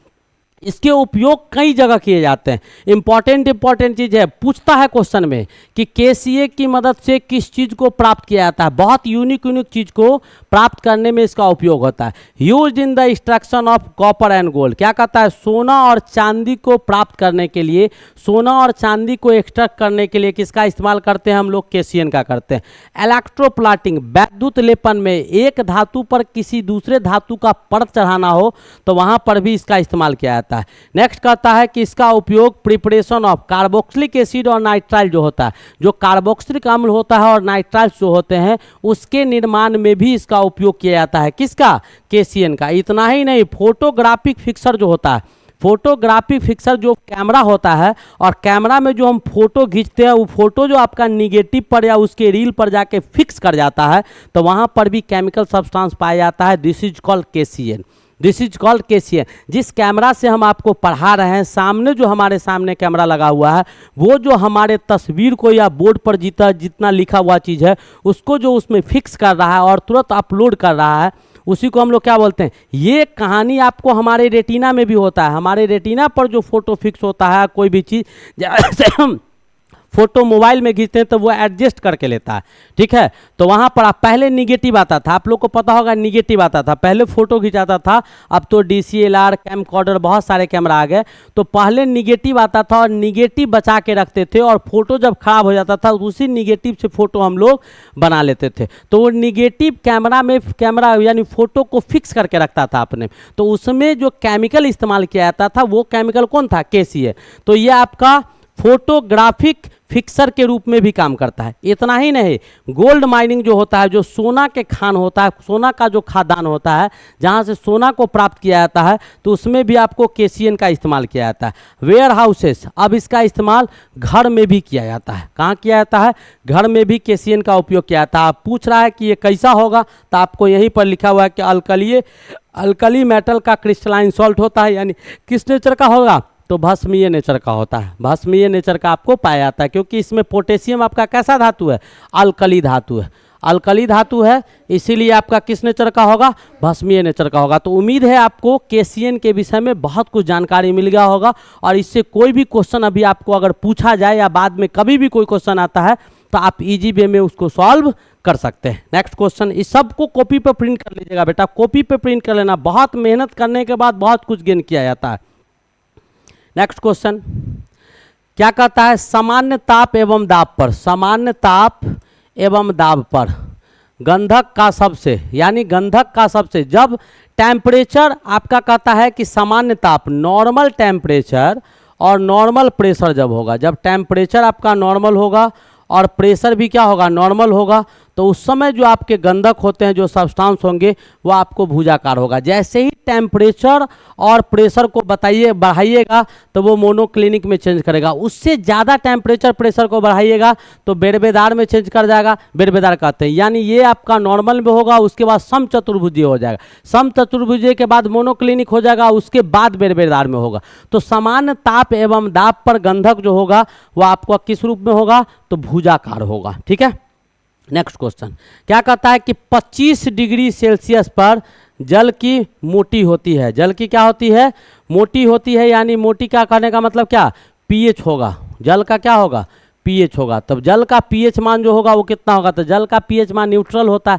अब पूछ रहा है नॉर्मल टेम्परेचर, तो नॉर्मल टेम्परेचर पर पीएच मान कितना होगा, तो आपको सिंपली जानते ही है जल का जो पीएच मान होगा H3 आपका क्या, H3O+, H3O प्लस और H प्लस का मान कितना होगा 10⁻⁻7 m के बराबर, यही होना चाहिए। अब देखिए हमारे पास चार ऑप्शन है, 10⁻14 m, 10⁻7 m, 10⁻7 m और 10⁻14 m। अब देखिए जल का आयनिक गुणनफल जो होगा, आयनिक गुणनफल यानी जल के आयंस को गुना कीजिएगा, तो जल के आयंस को आप गुना कीजिएगा तो H2O को अगर आप तोड़ते हैं तो H प्लस में टूटेगा और OH माइनस में टूटेगा, यही तो दो आयंस होंगे, ये केटायन एक एनायन। और इसको हम ऐसे भी लिख सकते हैं H3O प्लस, क्या है तो देखिए हाइड्रोजन 3 गो है, ऑक्सीजन एगो है, तो एगो ऑक्सीजन पर -2 होगा, एगो हाइड्रोजन पर एगो प्लस, आप 3 से गुना कर दीजिएगा तो टोटल का कहानी जब देखिएगा तो माइनस, तो इसको हम अगर ऐसे लिखे तो क्या हो जाएगा H3O और टोटल का चार्ज जोड़िए ऊपर तो +3 और -1 तो एगो प्लस एक्स्ट्रा आ जाएगा। तो इसको हम लोग ऐसे भी लिख सकते हैं H प्लस को H3O प्लस और OH माइनस, इन दोनों को जब गुना कीजिएगा तो वही वैल्यू आपका KW कहलाता है। KW बराबर H3O प्लस और OH माइनस, और इसका मान क्या होता है 1 × 10⁻⁻14 के बराबर होता है। अब 25 डिग्री सेल्सियस पर उदासीन घोल जो होगा उसके लिए फॉर्मूला हमारे पास क्या होता है, H प्लस और H3O प्लस का मान जो होगा वो 10⁻, किसके बराबर होगा -7 के बराबर होगा, OH माइनस यानी किसके बराबर होगा 10⁻⁻7 के बराबर होगा। तो कौन सा ऑप्शन आपका सही हो जाएगा, ये C is the correct option. समझ में आया? तो ये भी आपका बहुत बेहतरीन क्वेश्चन था, ऐसे भी आपको क्वेश्चन पूछे जाते हैं। समझ में आ रहा है? स्लोली बढ़ रहे हैं बेटा, क्वेश्चन सब बहुत इंपॉर्टेंट क्वेश्चन है, एक एक क्वेश्चन इसमें काफ़ी इंपॉर्टेंट क्वेश्चन सब है, एक भी क्वेश्चन बीट मत करना। हम बार बार कह रहे हैं कि ऐसे क्वेश्चन आपको पूछे जाते हैं। अब कहता है कि 40 दिनों में एक रेडियो सक्रिय समस्थानिक की सक्रियता घटकर 10% हो जाता है। 40 दिन में कोई रेडियो का सक्रिय सब्सटेंस है जिससे अल्फा बीटा गामा रे हमेशा निकलते रहता है, तो बिल्कुल है कि उसकी रिएक्टिविटी धीरे धीरे क्या होगा, सब्सटेंस जब प्रोडक्ट में बदलना शुरू हो जाएगा तो उसकी रिएक्टिविटी भी घटना शुरू हो जाएगी, रिएक्टिविटी भी क्या होगा, उसका क्रियाशीलता घटने लगता है। तो 40 दिन में 10% घट जाता है। अब कहता है कि रेड समस्थानिक का अर्थ जीवन काल क्या होगा, यानी क्या इसका आधा अर्ध जीवन काल जो इसका जो बचेगा, यानी जो रेस्ट आपका बचेगा या आपका रेस्ट जो बचेगा वो रेस्ट समस्थानिक का अर्ध जीवन काल कितना होगा, वही आपसे पूछ रहा था। तो आपके सामने अर्ध जीवन काल का एक फॉर्मूला होता है, आपका T1/2 बराबर 2.303 इसलिए लगाते हैं क्योंकि लॉग में बेस हम 10 लेते हैं, लॉग में बेस 10 लेते हैं, इसलिए इसके लिए हम क्या लगाते हैं 2.03। आपको हम ऐसे भी पढ़ाए थे, ln का मान जो होगा ln को लॉग में चेंज कीजिएगा तो 2.303 लॉग विथ बेस 10 होता है। लॉग के कॉन्सेप्ट में आप लोग को ये हम पढ़ाए हैं, ठीक है। और वैसे तो केमिस्ट्री और फिजिक्स में ऐसा अंबार लगा हुआ है, सब जगह फार्मूला में यूज होता ही है। तो आपका T1/2 हाफ लाइफ जो हो गया 2.303 अपॉन लेमडा हो गया। ये जो आपका ओरिजिनल वैल्यू है और जो घटने के बाद जो वैल्यू आ रहा है सो है, ऊपर में ओरिजिनल वैल्यू और घटने के बाद, तो ऊपर में 100 था, अब घट के कितना हो गया 1/10 हिस्सा 10% चला गया तो 1/10 हिस्सा बच गया, ठीक है। अब इसका वैल्यू कितना, लेमडा का मान 0.693 डाल दिए। अब जो बचा इसको ऊपर ले जाइएगा तो 2.303 अपॉन 0.693, अब लॉग ये 10 ऊपर जाएगा तो 10 पे पावर क्या हो जाएगा 3, 10 पे पावर यानी 1000 हो जाएगा, और नीचे क्या बचेगा बेस में 10। अब इसको आप सॉल्व कीजिएगा आगे, तब क्या वैल्यू आएगा तो 2.303 अपॉन क्या आ जाएगा 0.693 आ जाएगा, और गुना में कितना हो जाएगा 10 log 10⁻3 और नीचे बेस में क्या आ जाएगा 10 आ जाएगा। अब ये 3 बाहर निकल जाएगा तो 2.303 अपॉन 0.693, अब ये 3 बाहर निकल जाएगा, यहाँ क्या बचेगा log 10 बेस 10 बचेगा, log 10 बेस 10 का मान क्या हो जाएगा 1। अब क्या आ गया वैल्यू हमारे पास 2.303 अपॉन 0.693 और गुने 3 कीजिएगा। अब इसको क्या कीजिए तो काट दीजिएगा तो आपको 9.9 क्या आएगा, तो हाफ लाइफ इसका कितना हो जाएगा 9.9 दिन के बराबर होगा। ये भी आपका बहुत खूबसूरत क्वेश्चन था। क्वेश्चन क्या कह रहा था कि कोई भी रेडियो एक्टिव समस्थानिक यानी रेडियो एक्टिव आइसोटॉप्स दिया हुआ है जो 40 दिन में उसका सक्रियता रिएक्टिविटी 10% घट जाता है, तो जो बचेगा उसका हाफ लाइफ क्या होगा, तो हमने निकाल दिया पूरा 100% मान लिया, जो बचा हुआ था सो ये फार्मूला था, लेमडा वैल्यू डाला, सॉल्व करके निकाल दिया कि क्या आता है। नेक्स्ट कहता है प्रकाश रासायनिक अभिक्रिया का उदाहरण था। प्रकाश रासायनिक अभिक्रिया में क्या होता है, हाइड्रोक्लोरिक एसिड का फॉर्मेशन होता है। जब प्रकाश संश्लेषण में हम लोग यूज करते हैं तो बी सिंपल, यहाँ पर क्या होगा HCl, ये आपका फोटोकेमिकल रिएक्शन है, कैसे रिएक्शन है? फोटोकेमिकल रिएक्शन ये प्रकाश की उपस्थिति में होता है, या फोटोसेंसिटिव भी बोल सकते हैं। फोटोसेंसिटिव रिएक्शन प्रकाश सक्रिय अभिक्रिया, या फोटोकेमिकल रिएक्शन प्रकाश रासायनिक अभिक्रिया, दोनों में से कुछ भी बोल सकते हैं। ये फोटोकेमिकल रिएक्शन भी है या फिर फोटोसेंसिटिव। तो प्रकाश सक्रिय अभिक्रिया, यह आपका प्रकाश सक्रिय अभिक्रिया है, या फिर ये आपका प्रकाश रासायनिक अभिक्रिया है। क्या है? प्रकाश रासायनिक अभिक्रिया है। समझ में आ गया होगा कि ये क्या है, ठीक है। तो ये आपका ऑप्शन था, बाद बाकी आपका दूसरा चीज़ का ऑप्शन था। चलिए नेक्स्ट क्वेश्चन देखते हैं। अब कहता है कि एक मोल बंधनों को तोड़ने के लिए आवश्यक ऊर्जा, बॉन्ड डिसोसिएशन एनर्जी, कौन सा? बंधन का विखंडन ऊर्जा, बंधन की विखंडन ऊर्जा, क्या? विखंडन ऊर्जा, यानी बॉन्ड डिसोसिएशन एनर्जी। एक मोल तो मोलर डिसोसिएशन एनर्जी या मोलर बॉन्ड डिसोसिएशन एनर्जी। कहता है एक मोल बंधनों को तोड़ने के लिए आवश्यक ऊर्जा जो होगा वो बंधन की विखंडन ऊर्जा होगा, गठन की ऊर्जा, दान की ऊर्जा, ये सब नहीं होगा, ठीक है। नेक्स्ट क्वेश्चन, अगला क्वेश्चन क्या कहता है? आपके सामने रिएक्शन दिया हुआ है NH4O डबल बॉन्ड O, और ये सारे रिएक्शन रिजॉल्व होकर ये बन जाते हैं। अंतर कुछ नहीं है, देखो बेटा यही रिजॉल्व कर गया।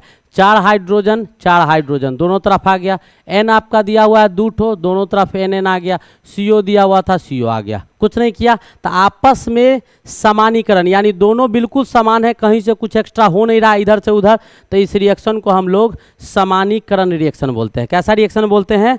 समानीकरण रिएक्शन बोलते हैं।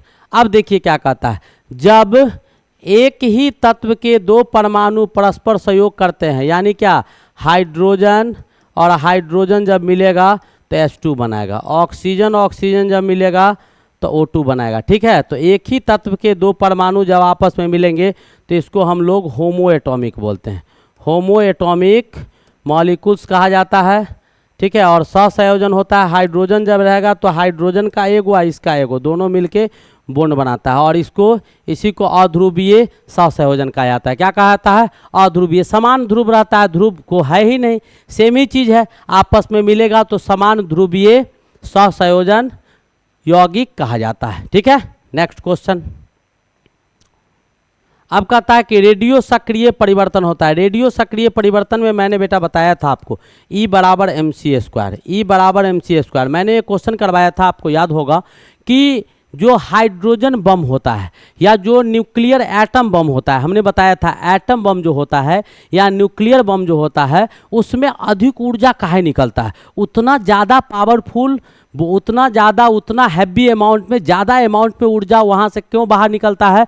तो उसमें हाई अमाउंट में मासेज होते हैं, और वो मास जैसे ही बम विस्फोट करता है तो उसका मास E बराबर mc² की मदद से किसमें? एनर्जी में कन्वर्ट होने लगता है, और इसके कारण ऊर्जा क्या हो जाता है? बहुत ज़्यादा हो जाता है। ऊर्जा क्या हो जाता है? बहुत ज़्यादा हो जाता है। तो मास आपका कन्वर्ट कर जाएगा किस में? एनर्जी में। तो ये आपका रेडियो सक्रिय परिवर्तन जो होगा वो कैसा होगा? तो अनुत्क्रमणीय परिवर्तन होगा। इन्वर्सली प्रोपोर्शनल, मास घटेगा वो बढ़ेगा। अब क्या कहता है? एक घट रहा है दूसरा बढ़ रहा है तो इन्वर्सली प्रोपोर्शनल, एक बढ़ता दूसरा भी बढ़ता तब डायरेक्टली प्रोपोर्शनल होता। अब मास घटता है और एनर्जी बढ़ता है तो इन्वर्सली प्रोपोर्शनल होगा। अब कहता है कि इसमें कौन अवकारक नहीं है, यानी क्या अवकारक कौन नहीं है? अवकारक किसको कहा जाता है? तो जो रिडक्शन करे, जो क्या करे? रिडक्शन करे, यानी एक दूसरे को रेड्यूस करने का काम करेगा, उसको क्या बोलेंगे? Reducing agent. रेड्यूसिंग एजेंट जो होगा, जो रिडक्शन करता है, रेड्यूसिंग एजेंट होता है, उसी को अवकारक कहा जाता है। अब कहता है निम्नलिखित में कौन अवकारक नहीं है, वो पूछ रहा है। तो ये ऑक्सीडाइजिंग एजेंट भी होता है, रेड्यूसिंग एजेंट भी होता है। ये भी आसानी से रेड्यूस कर जाएगा क्योंकि नाइट्रोजन NO का भी फॉर्मेशन करता है, NO2 का भी फॉर्मेशन करता है, N2O4 का भी फॉर्मेशन करता है, वेरिएबल वैलेंसी होता है, N2O5 का भी फॉर्मेशन करता है, ठीक है। और उसके बाद N2O का भी फॉर्मेशन करता है। तो ये नाइट्रोजन 5 गो ऑक्साइड बनाया, तो ये आपको वैरी करता है, दे भी सकता है, ले भी सकता है। तो ये ऑक्सीडाइजिंग रेड्यूसिंग दोनों होता है, ये ऑक्सीडाइजिंग रेड्यूसिंग दोनों हो गया। और सल्फर का भी वेरिएबल वैलेंसी होता है, SO2 भी बनाता है, SO3 भी बनाता है, सल्फेट SO4 भी बनाता है। तो ये भी आपको ले दे सकता है, तो ये भी वेरिएबल होता है। होगा कौन नहीं? कार्बन, यानी CO2 आपका नहीं होगा। तो ये भी आपको उम्मीद है कि समझ में आ गया होगा क्या हम बताना चाह रहे थे। यहाँ तक कोई दिक्कत है तो बोलिएगा, यहाँ तक कोई प्रॉब्लम है, नहीं होना चाहिए। नेक्स्ट क्वेश्चन देखिए, समझ में आ रहा है कि नहीं सो बताओ। बहुत ही इंपॉर्टेंट सेट है, हम बार बार कह रहे हैं कि लास्ट तक देखो, एक से एक क्वेश्चन इसमें रखा गया है बेटा, एक एक क्वेश्चन को बहुत अच्छी तरह से एक्सप्लेन कर रहे हैं, बहुत अच्छी तरह से समझा रहे हैं, कहीं कोई प्रॉब्लम नहीं होना चाहिए। अब क्या कहता है कि उच्च वाष्प पर कॉस्टिक सोडा एल्युमिनियम के साथ अभिक्रिया कर देता है। तो एल्युमिनियम का कॉस्टिक सोडा के साथ, एल्युमिनियम का किसके साथ, कॉस्टिक सोडा के साथ, किसके उपस्थिति में, तो H2O के उपस्थिति में, ठीक है। उच्च वाष्प यानी टेम्परेचर देते हैं, तब क्या सोडियम एल्यूमिनेट का निर्माण होता है। किसका निर्माण होता है, वही तो पूछ रहा था। सोडियम एल्यूमिनेट का फॉर्मेशन करता है और आपके हाइड्रोजन गैस यहाँ से बाहर निकल जाते हैं। हाइड्रोजन गैस क्या हो जाता है, यहाँ से बाहर निकल जाता है। तो कहता है कि उच्च वाष्प पर यानी हाई टेम्परेचर पर आप क्या कीजिएगा, कॉस्टिक सोडा का रिएक्शन एल्युमिनियम के साथ करवाइएगा, तो आपका सोडियम एल्यूमिनेट फॉर्म करेगा और हाइड्रोजन गैस यहाँ से क्या हो जाएगा, रिलीज हो जाएगा। नेक्स्ट क्वेश्चन देखिएगा, अगला क्वेश्चन हमारा क्या कहता है, कहता है कि किसी धातु के क्लोराइड्स में 65.61% आपका क्लोरीन है, यानी धातु का क्लोराइड है। मेटल का रिएक्शन क्लोरीन के साथ करवाते हैं तो क्लोरीन की उपस्थिति उसमें 65.61% है, तथा धातु का विशिष्ट उष्मा, धातु का जो विशिष्ट उष्मा है वो आपको उष्मा वो 0.11 दिया गया है।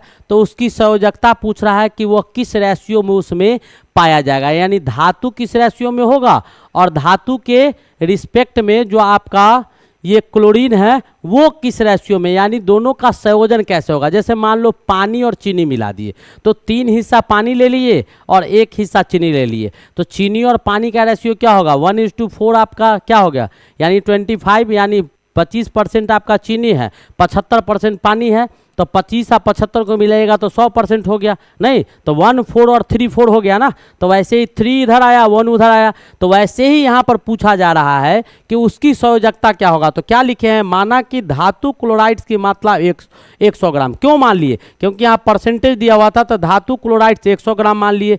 क्लोरीन का मात्रा उसमें कितना हो गया, तो 65.61 ग्राम। 100 ग्राम दोनों था, धातु क्लोराइड मिला के 100 ग्राम है, क्लोरीन उसमें 65.61 ग्राम है, तो बचा हुआ धातु कितना होगा, तो 100 में से इतना घटा देंगे 64.39 ग्राम। 1 ग्राम में कितना हो जाएगा, तो यूनिटी मेथड से निकाल दिए। 35.5 ग्राम में कितना हो जाएगा, तो 18.6 ग्राम आपको आ जाएगा। और इसका तुल्यांकी भार हमको कितना आ गया, 18.6 ग्राम। अब कहते हैं कि निकटतम परमाणविक भार, जो एटम का जो भार होगा, निकटतम परमाणविक भार जो धातु का है उसको मान लिए 6.1, अब बटा क्या 0.11 दिया हुआ था इसका धातु का विशिष्ट उष्मा, तो 58.2 ये आ गया। अब हमको संयोजकता निकालना था, तो 58.2 को 18.2 से भाग दे दिए तो 3.1 आया। और इसमें जो वैल्यू लिया जाता है वो इंटीग्रल वैल्यू लिया जाता है, और 3 पॉइंट इंटीग्रल वैल्यू नहीं है, फ्रैक्शनल है, तो इसको इंटीग्रल में चेंज कीजिएगा तो ये लगभग किसके बराबर आ जाएगा, 3 के बराबर आ जाएगा। तो आपकी इसकी संयोजकता क्या होगा, 3 हो जाएगा, उसकी संयोजकता क्या हो जाएगा, 3 हो जाएगा। आया समझ में। नेक्स्ट क्वेश्चन देखिएगा क्या कहता है मेरा, कहता है एक गैस है जो 20 लीटर गैस लिया गया है, स्थिर दाब पर 1000 डिग्री सेल्सियस से 0 डिग्री सेल्सियस तक उष्मा, 0 डिग्री सेल्सियस पर उष्मा करने पर या उबालने पर प्राप्त अंतिम तापमान होगा, अंतिम आयतन होगा, क्या होगा, आयतन होगा। अंतिम आयतन जो होगा वो क्या होगा, यानी कोई गैस आपको दिया गया है, गैस का अमाउंट हमको पता है, वॉल्यूम आपको कितना दिया गया है, आपको 20 लीटर गैस लिया गया है। अब इस गैस को क्या किया गया है कि पहले टेम्परेचर आपको 1000 डिग्री सेल्सियस था, इसको केल्विन में चेंज कीजिएगा तो 1000 डिग्री सेल्सियस आप प्लस 273 जोड़ देंगे तो ये केल्विन में चेंज हो जाएगा, तो 1273 केल्विन इसका शुरुआत टेम्परेचर था। अब इसको क्या किया गया है, गैस को ठंडा कर दिया गया है, 0 डिग्री सेल्सियस पर ला दिया गया है, तो वॉल्यूम घटेगा, वॉल्यूम बिल्कुल घटेगा। जब गैस को हम गर्म करते हैं तो गैस फैलता है तो वॉल्यूम उसका बढ़ जाता है, और गैस को जब ठंडा करेंगे तो उसका आयतन क्या होगा, घटेगा। तो 0 डिग्री सेल्सियस यानी 273 केल्विन हो जाएगा। तो पूछ रहा है कि इसका वॉल्यूम जो होगा V2 वो क्या होगा, तो डायरेक्टली प्रोपोर्शनल होता है, V1 V2 बराबर T1 T2। अब यहाँ से हमको निकालना क्या है V2, तो V2 बराबर क्या हो जाएगा, V1 गुने T2 बट्टा T1। आपको सारा मान पता है, आपको टोटल का टोटल वैल्यू आपको पता है। तो टोटल वैल्यू आपको पता क्या है, तो V2 बराबर हमारे पास आ गया क्या, V1 कितना दिया हुआ है, तो 20 लीटर दिया हुआ है, और गुने ये T2 कितना दिया हुआ है, तो 273 दिया हुआ है। T1 कितना है, तो 1273 दिया हुआ है। अब इसको क्या कीजिएगा, आप काट कूट कर दीजिएगा, आपको 4.36 लीटर आ जाएगा। घट गया कि नहीं घट गया। तो 1000 डिग्री सेल्सियस पर कोई गैस का आयतन 20 लीटर था। 1000 डिग्री सेल्सियस पर किसी गैस का आयतन 20 लीटर था। जब उस गैस को 1000 डिग्री से घटाकर 0 डिग्री सेल्सियस पर ला दिया गया तो उस गैस का आयतन घट के कितना हो गया, 4.36 लीटर के बराबर हो गया। तो टेम्परेचर घटाने पर वॉल्यूम घटने का काम करता है और बढ़ाने पर बढ़ता है। अब कहता है कि निम्नलिखित में से कौन जल में विलय यौगिक है, यानी जल में विलय यौगिक कौन है। तो निम्नलिखित में से कौन जल में विलय है, कौन जल में मिल जाएगा। तो जल हमारा H2 है, उसमें हाइड्रोजन बॉन्डिंग, एक वाटर मॉलिक्यूल्स 4 हाइड्रोजन बॉन्डिंग का फॉर्मेशन करता है। सिंगल वाटर मॉलिक्यूल्स जो होता है वो कितने हाइड्रोजन बॉन्ड बनाते हैं, तो 4 हाइड्रोजन बॉन्ड बनाता है। जैसे मान लो कि हमको वाटर मॉलिक्यूल्स दिया हुआ है, क्या दिया हुआ है, वाटर मॉलिक्यूल्स हमको दिया हुआ है। तो ये एक वाटर मॉलिक्यूल्स जो है वो आपको कितने हाइड्रोजन बॉन्ड बनाएंगे, वही कहानी हम आपको बताने जा रहे हैं। ठीक है, एक वाटर मॉलिक्यूल्स जो होगा H2O, एक मिनट रुक जाओ। तो H2O आपको एक वाटर मॉलिक्यूल्स 4 हाइड्रोजन बॉन्ड बनाएगा। कैसे, तो आपका H2O आपका हाइड्रोजन है, ऑक्सीजन है और हाइड्रोजन है। ठीक है, और यहाँ से लीजिएगा तो हाइड्रोजन, ये आपका ऑक्सीजन हो गया, इसके बीच बना। ठीक है, और ये आपका हाइड्रोजन हो गया। फिर यहाँ से ले लीजिए हाइड्रोजन और इसका क्या डालिए, तो हाइड्रोजन हो गया इसके बीच में, और यहाँ पर आपका ऑक्सीजन है, फिर यहाँ पर मान लीजिए हाइड्रोजन है। तो एक हाइड्रोजन बॉन्ड, 2 हाइड्रोजन बॉन्ड। अब यहाँ पर क्या लीजिए, ऑक्सीजन इसके बीच में, और यहाँ पर क्या, हाइड्रोजन हाइड्रोजन। ठीक है, फिर यहाँ पर क्या लीजिए, आप ऑक्सीजन को ले लीजिए। ऐसे करके आप देखिएगा तो एक वाटर मॉलिक्यूल्स आपको कितने, 4 के 4 हाइड्रोजन बॉन्ड का फॉर्मेशन करने में सक्षम हो पाता है। जैसा कि वैसे आपको यहाँ इसकी आवश्यकता नहीं थी, तो इसको क्लियर अभी करने की आवश्यकता हमको नहीं है। हम आपको यहाँ पर कुछ दे दिए हैं, स्पेस कम है, समय ज़्यादा हो रहा है। C2H5 आपका है, C2H5O आपका दिया हुआ है। तो ये आपका बेटा कौन सा बॉन्ड बना रहा है, हाइड्रोजन बॉन्ड बना रहा है। कौन सा बॉन्ड बना रहा है, हाइड्रोजन बॉन्ड। यहाँ आपके क्या बन रहे हैं, तो हाइड्रोजन बॉन्ड बन रहे हैं। यहाँ आपके कौन से बॉन्ड बन रहे हैं, तो हाइड्रोजन बॉन्ड बन रहे हैं। डॉटेड लाइन से ऐसे जो दिखाया गया, तो ये 3 हाइड्रोजन बॉन्ड है। और किसके बीच में, C2H5OH। देखो अलग अलग, तो इंटर मॉलिकुलर है। C2H5OH यहाँ पर देखिएगा, C2H5OH ये दिया हुआ है। ठीक है, और इसके बीच में आपका हाइड्रोजन बन रहा है, तो C2H5OH आपको यहाँ दिया हुआ है। इसके बीच में कौन सा बॉन्ड बन रहा है, हाइड्रोजन बॉन्ड बन रहा है। ठीक है, वैसे ही आप यहाँ देखिए इसके बीच में, तो आप देख रहे होंगे कि जगह जगह जो आपको दिखाई दे रहा है, तो यहाँ पर आपका वाटर है, यहाँ पर आपका क्या है, H2 है, वाटर है। तो ऐसे करके आप जगह जगह ये देख पा रहे होंगे कि हाइड्रोजन बॉन्ड बनता है। तो जिसमें हाइड्रोजन बॉन्ड बनेगा वो आपको जल में घुलनशील होगा, क्योंकि जल भी हाइड्रोजन बॉन्ड बनाने का काम करता है। जल भी हाइड्रोजन बॉन्ड बनाता है। तो जितने भी कंपाउंड हाइड्रोजन बॉन्ड बनाएंगे वो सभी के सभी आपके जल में घुलनशील होंगे। तो कौन सा ऑप्शन हो जाएगा, ये हो जाएगा। ये नहीं बनाएगा, ये नहीं बनाएगा, ये नहीं बनाएगा।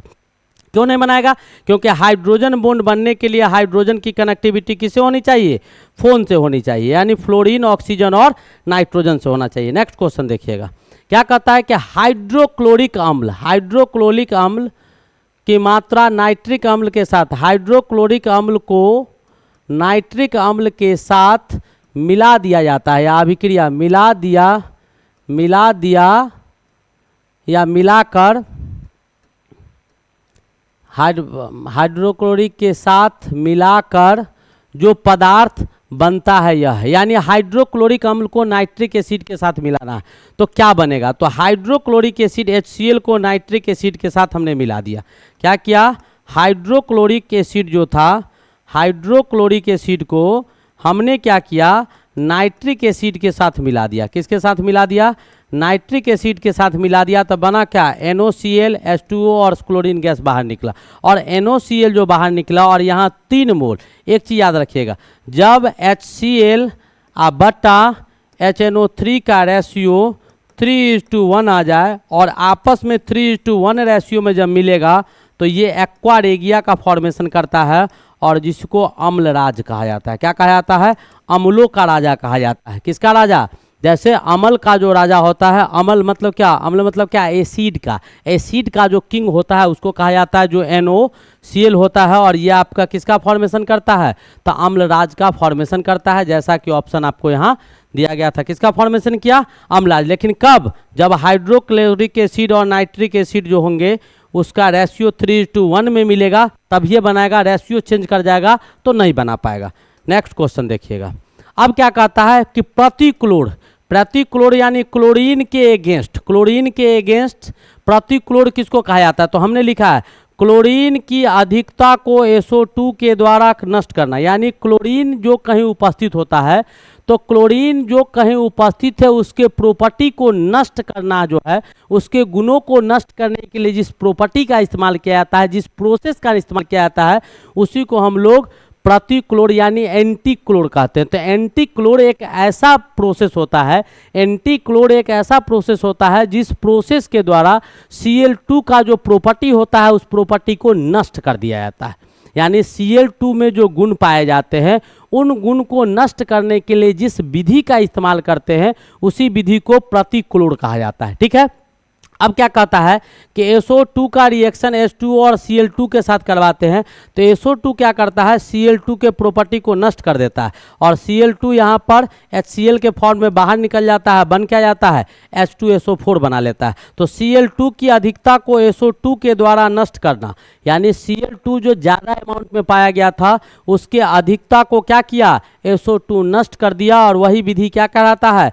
प्रतिक्लोर कहलाता है। तो कौन सा ऑप्शन होगा? Cl2 की अधिकता को SO2 के द्वारा नष्ट करना ही क्या कहलाता है? प्रतिक्लोर कहलाता है। आया समझ में? बहुत ही बेहतरीन लेक्चर था। आप लोगों ने देखा होगा शुरू से लास्ट तक कितना नॉर्मल वे में एक एक क्वेश्चन को, ये क्वेश्चन बेटा आपको दिखाई दे रहा है 60, लेकिन 60 क्वेश्चन हम नहीं दिखाए हैं आपको। ये क्वेश्चन 60 गुने 4 कर दो, उसमें से कुछ क्वेश्चन को हटा दो तो 60 गुने 4 अगर कीजिएगा, प्रत्येक ऑप्शन को हम तोड़ते हैं, नए नए बहुत सारे कॉन्सेप्ट आपको देते हैं, तो लगभग ये 240 है, 40 घटा दो तो मैक्सिमम आपको घंटा भर में हम 200 प्लस क्वेश्चंस डिलीवर करते हैं। 250, अगर मान लो 200 प्लस हम नहीं दिखाएंगे तो 90 क्वेश्चन तुम कैसे बना के आओगे वहाँ 2 घंटा में? संभव है क्या? 100 क्वेश्चन 2 घंटा में आपको भी तो बना के आना है, तो 1 घंटा में हम कम से कम 200 तो दिखाने की एबिलिटी रखते ही होंगे ना। तो चलिए, यहाँ तक आपको समझ में आया, इसको ढंग से क्या कीजिएगा, पूरा जहाँ कहीं भी समझ में नहीं आया उसको एक एक चीज़ को समझना है। एग्जामिनेशन करीब है और लेक्चर एक भी बिट नहीं कीजिएगा। आने वाले जो भी लेक्चर होंगे आपसे 4 गुना हम मेहनत करते हैं, हम बार बार बताते हैं, अच्छे अच्छे चीज़ों को ढूंढ कर लाते हैं, छूटा हुआ सभी पॉइंट को लाते हैं जहाँ से आपका क्वेश्चन छूटना नहीं चाहिए। आप लोग मन लगा के ध्यान से कंसंट्रेट होकर पढ़िए, बिल्कुल प्रेशर लेने की आवश्यकता नहीं है। जो होगा वो भी अच्छा होगा, जो हुआ वो भी अच्छा हुआ, और जो हो रहा है वो भी अच्छा ही होगा। हमारे हाथ में कुछ है क्या? हमारे हाथ में कर्म करना है तो हम कंटिन्यू मेहनत करेंगे, कंटिन्यू एफर्ट लगाएंगे, पॉजिटिव वे में वर्क करेंगे, हंसते खेलते मुस्कुराते रहिए, खुद भी रहिए, दूसरे को भी रहने दीजिए। तब तक के लिए best of luck, thank you, wait for the next lecture. ठीक है। एक